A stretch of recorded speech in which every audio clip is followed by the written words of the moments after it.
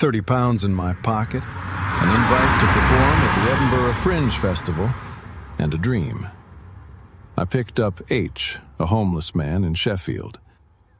We shared a roast chicken dinner I brought from Peterborough. My car reeked, but kindness matters on the road. Cheers for the meal, mate. Not often I'll get roast chicken on the road. Leave your license. Pay me when you can. Edinburgh's worth the risk. 13 hours later, leg numb, no phone, no cash. I walked over Castle Rock into Edinburgh. Performed 3 poems, Thriller in the Bedroom, Difference of Opinion, and one about the journey. The audience clapped, and I smiled. Camping in my car at Asda. You all right? Asda manager's just worried. One more night's fine. Fringe brings all sorts to Scotland. The year was 2010.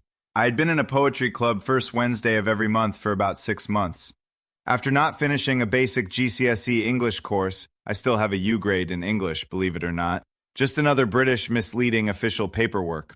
Oh, I am half American and half English. Also half white and half black, if I was being political correct. I am gray.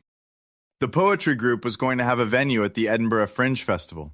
I was excited to be invited to perform at Edinburgh Fringe Festival. I was over 250 miles away and over 5 hours drive away. However, it would take me over 13 hours to make it to the Saturday morning. I had to make the trip, if not to see the performances, and even if I didn't get to perform, it was Edinburgh, the Fringe Festival.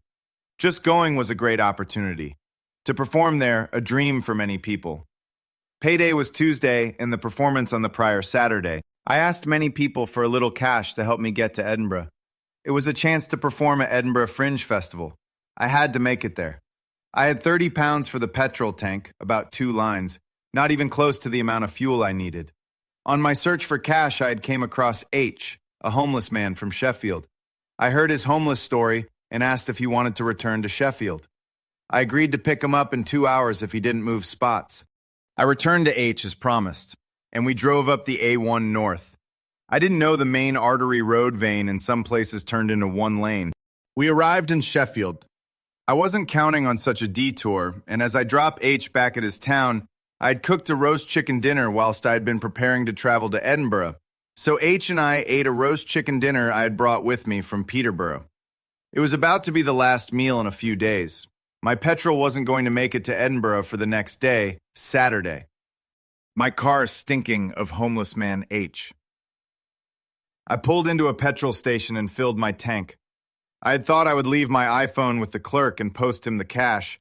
The clerk took my driver's license and accepted my iPhone, and agreed to post it back when he received the payment through the post. So I set off, no iPhone, no photos, no map, no entertainment but Radio 1. Edinburgh, here I come. Full tank now acquired. After 13 hours I arrived. My clutch leg cramped up from the drive and hurting to numbness. No money, no phone. I parked in a housing estate and walked up and over a mountain cast and into the city.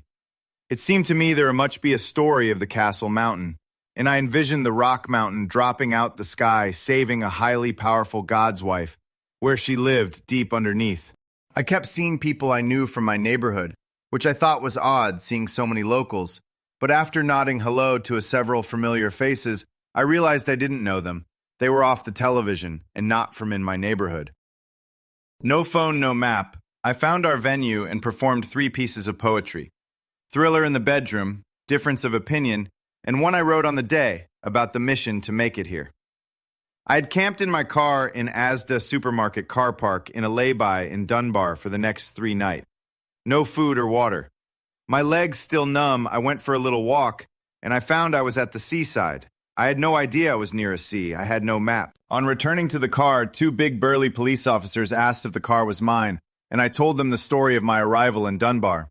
They said it's okay, it's just the Asda supermarket manager had been concerned, and they would explain the situation I had one more night before payday to the Asda supermarket managers.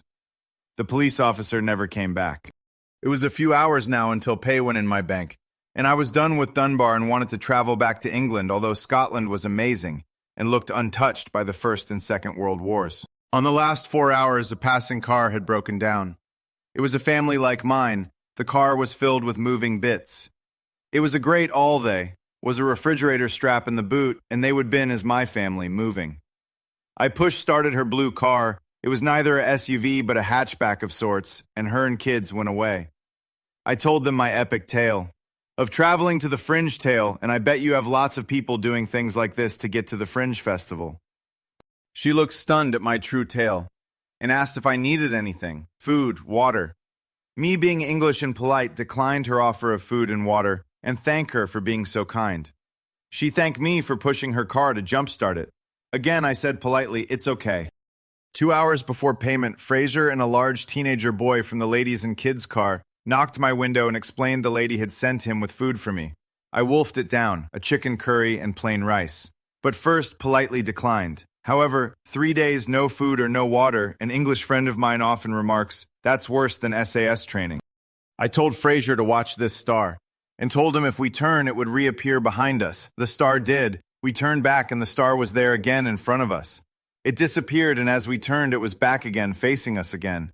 Fraser said it was a nuclear power station across the water. I thank him, and an hour later went to the ATM. I was surprised when foreign Scottish money came out.